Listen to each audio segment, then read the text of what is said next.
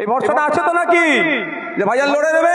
এটাও বলছি শুধু আইএসএফ সাধারণ মানুষ নয়, তৃণমূলের কারো বৈধ ভোটার যদি কেটে দেয় তার আমি ভাঙড়ের বিধায়ক হিসাবে সেই তৃণমূলের নেতার পাশে আমিও দাঁড়াবো।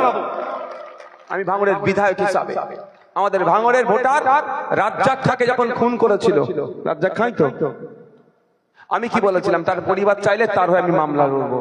পরিবার চাই না, আমি কি লড়তে পারি ভাই? দেখুন, যারা খুন করেছে তারা এখন জামিন পেয়ে ঘুরছে, জেলের মধ্যে থাকা দরকার ছিল তো।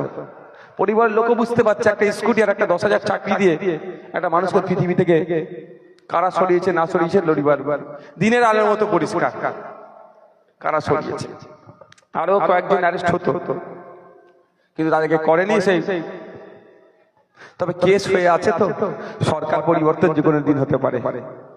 কারা অ্যারেস্ট হয়েছে তাদের ডিটেলস সব আছে। আমাদের যেমন খুনি করেছে যারা, তাদেরকে যেমন এমন বুঝে নেবো, অন্যান্য ভাঙড়ের মানুষের খুন হলে সেটাও ফাইল খুলবো একদিন। পরিবর্তন সরকার হবে ভাই, আর এবারই হচ্ছে। ওই জন্য এখনো ধৈর্য ধরে আছি।